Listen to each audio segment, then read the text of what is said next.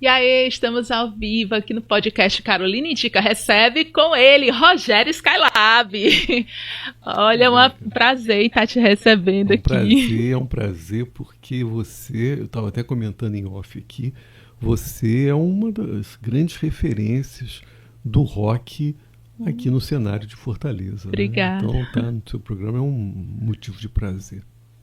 Obrigada. E, Rogério, você é cantor, compositor, ator, escritor, que mais? Apresentador, uma série de funções, né?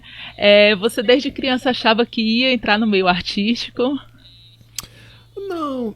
Bom, você sabe, eu venho de uma família que não tem nenhuma relação com arte. Nenhuma. Meu pai era criminalista, minha mãe era dona de casa, meu irmão é juiz, nenhum tinha, minha irmã é professora, ou seja, ninguém ali na minha família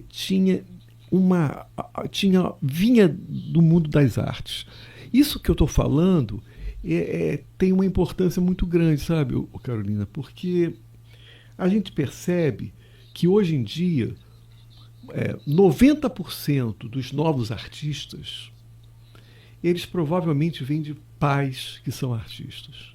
Né? É muito impressionante isso, né? E tem sido uma reflexão minha em termos nacionais. O que significa isso no Brasil? Né? Na política acontece a mesma coisa. Né?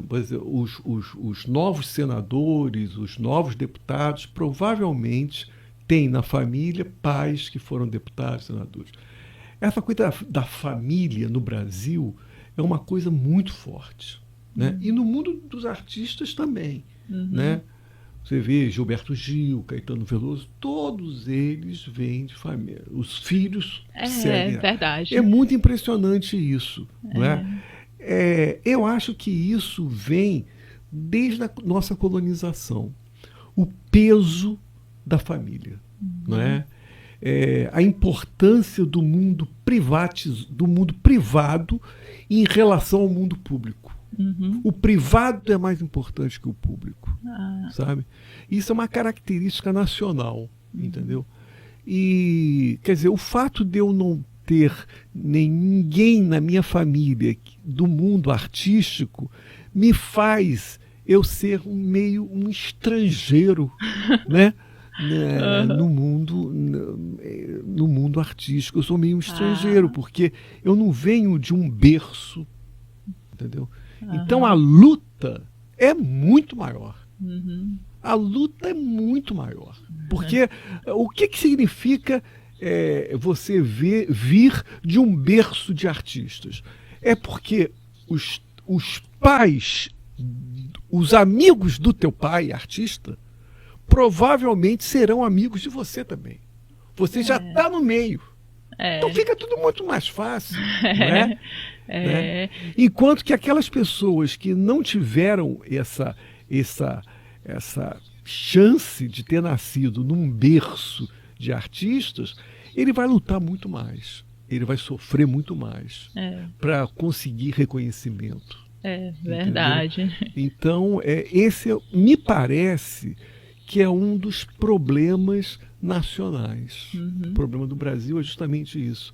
O mundo privado está sempre acima do mundo público. Né? Quando o público teria que ser mais importante do que o mundo privado. Verdade. Então, essa é uma questão muito que eu venho pensando ultimamente, sabe? Olha, quando eu anunciei que ia ter o podcast, abri uma caixinha de perguntas. Muita gente mandou pergunta, viu? Eu quero agradecer a todos vocês que mandaram perguntas. Eu não sei se vai dar tempo de ler todas, né? Mas antes de começar a ler as perguntas de vocês, eu queria saber umas coisinhas. Hoje, gente, vai ter o show, né? Então, a gente espera vocês mais tarde lá no Armazém, show de Rogério Skylab. Primeiro sobre os livros que você lançou, né? E sobre o seu último disco. Sobre o meu último disco. Bom, os livros, né, Carolina, eu venho trabalhando, porque você sabe, eu sou formado em filosofia, entendeu? Então, assim, o meu mundo realmente é dividido entre esses dois campos, o campo acadêmico e o campo das artes, né? Então, no campo acadêmico, eu venho produzindo livros, né? Tanto no campo da poesia, como no campo da teoria. Por exemplo, eu lancei, há 2 anos atrás, um livro de ensaios políticos chamado Lulismo Selvagem, né? Que vai estar sendo vendido hoje no show lá. Eu trouxe o livro do Lulismo Selvagem para ser vendido ali.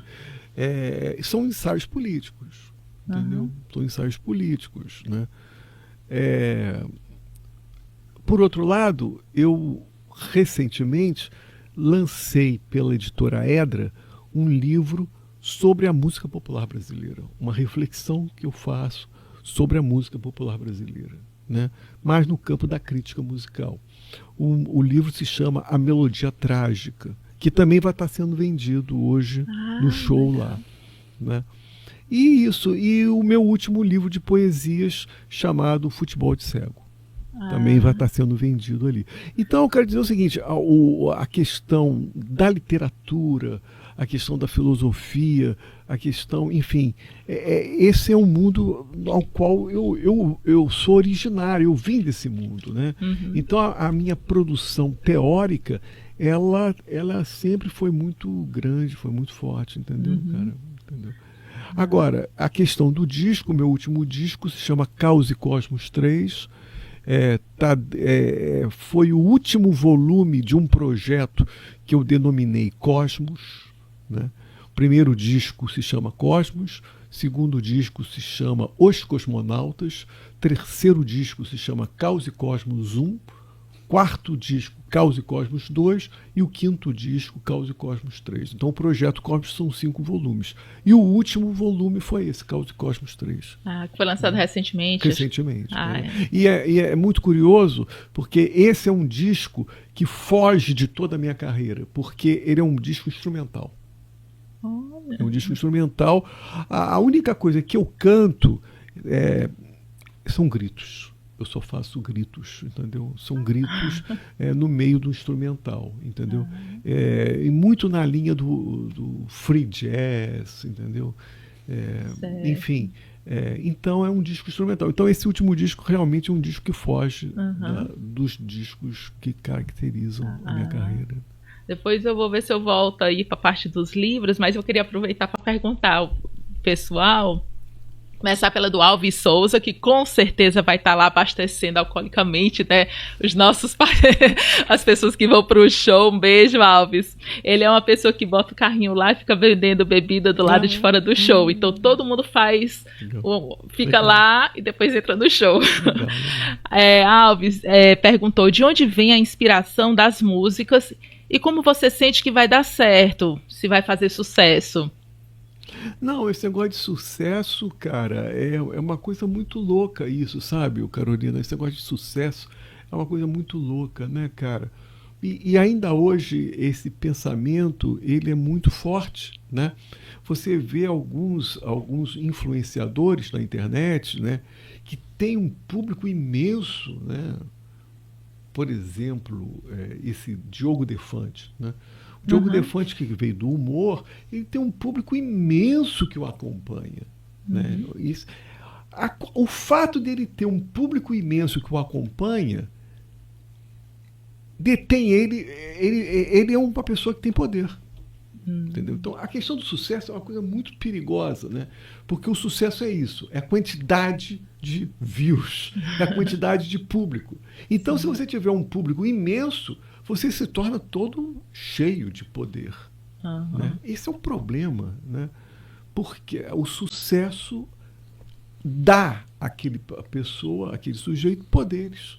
Ele se sente maioral. Você imagina um idiota cheio de poder. Porque o que vem acontecendo muito na internet é isso. É um mundo de idiotas cheios de poder. Por quê? Porque eles têm um grande público que o acompanha.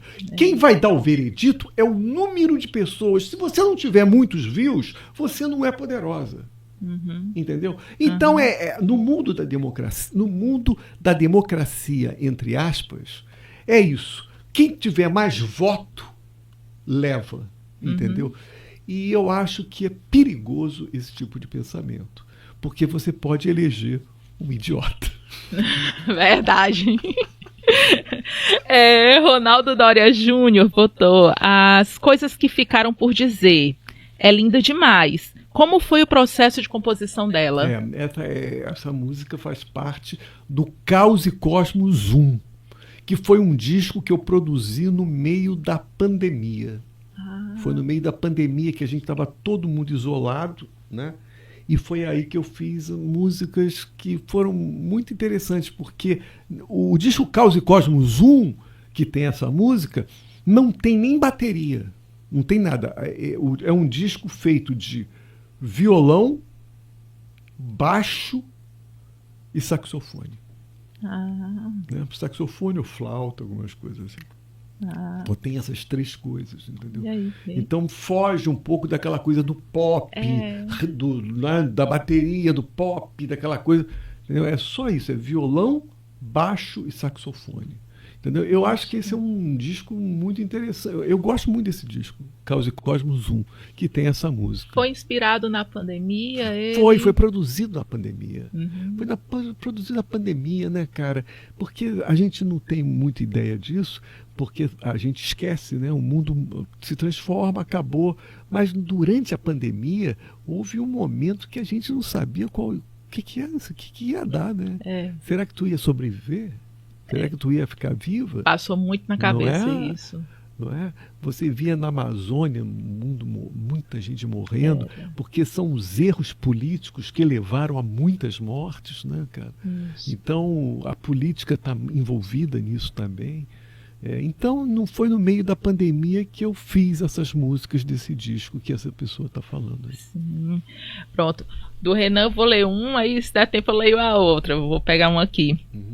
Você fala sobre os mais diversos assuntos em suas músicas.